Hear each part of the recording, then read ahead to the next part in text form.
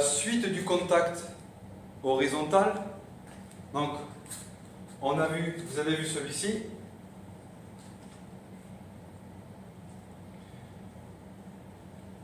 Celui-là, en fait, je vais vous le détailler un peu plus que dans la vidéo précédente.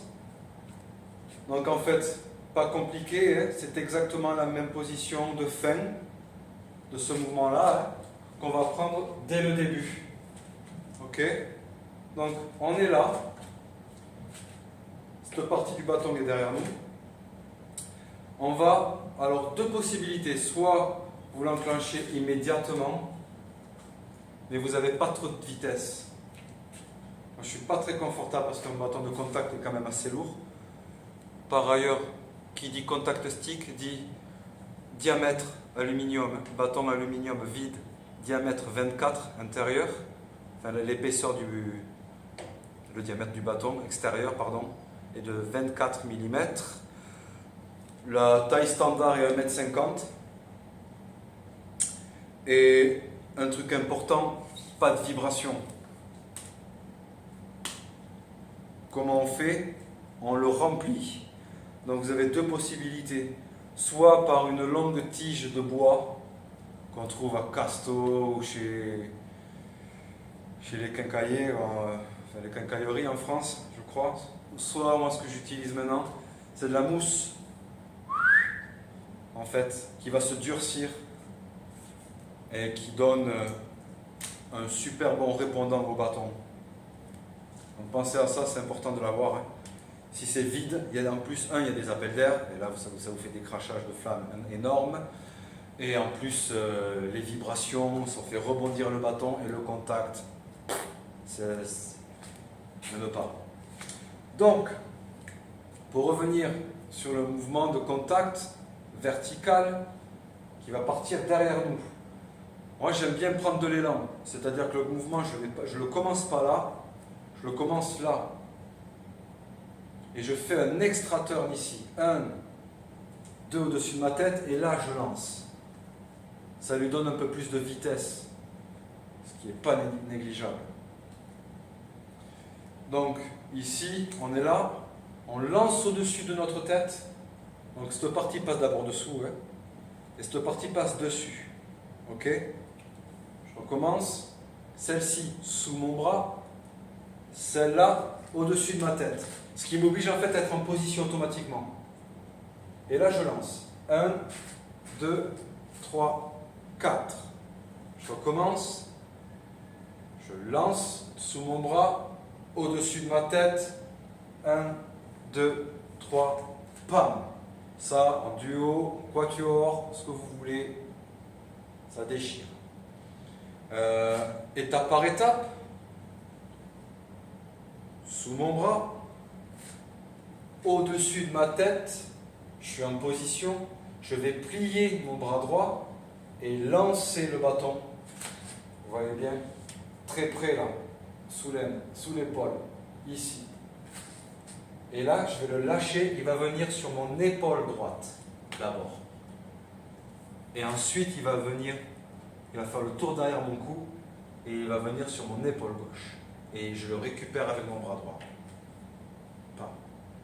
Je recommence. Sous le bras, au-dessus de la tête, je plie le coude, épaule droite, épaule gauche, je récupère.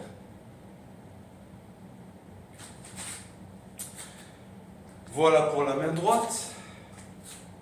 Évidemment, je vous conseille de faire les mêmes exercices avec la main gauche.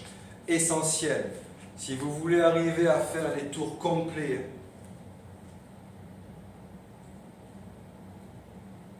vous avez l'obligation d'avoir la même aisance à droite et à gauche, ce qui est compliqué. En français, la plupart du temps, c'est ce qu'on dit, putain de main gauche. Donc, je vous conseille vraiment de travailler avec les deux mains. Donc, effectivement, pareil. Hein. Ici, 1, 2, 3, 4. Et l'autre côté, 1, 2, 3, 4. Ultra important. Main droite, main gauche. Voilà pour les verticaux de base.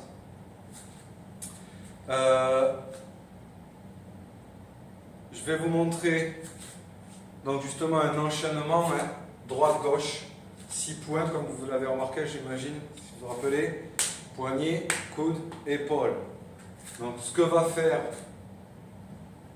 le bâton d'un côté, ici, donc là, il est sur le poignet, il va partir sur l'épaule,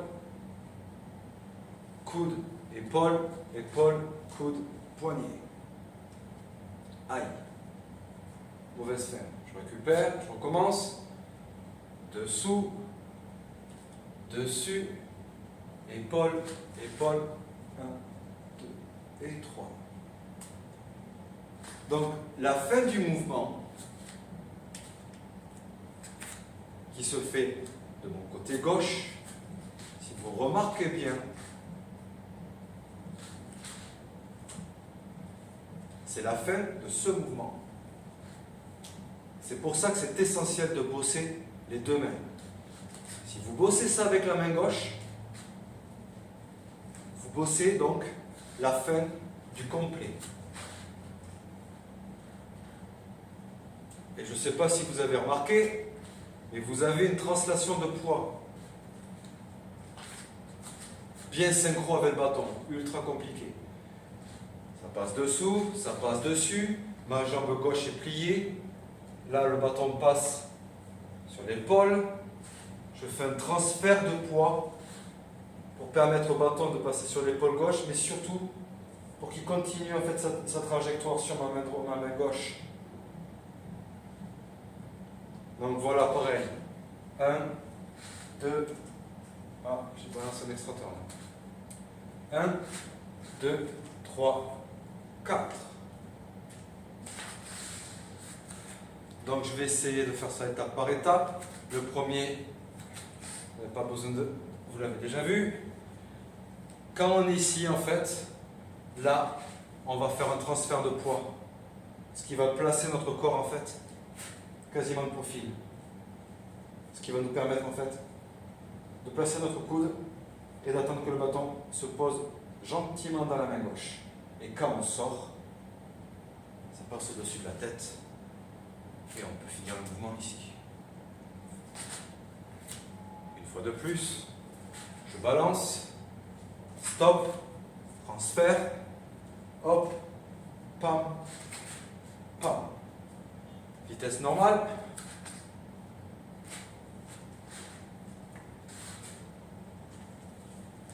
Ça, c'était le full turn. Je vous le montrerai après.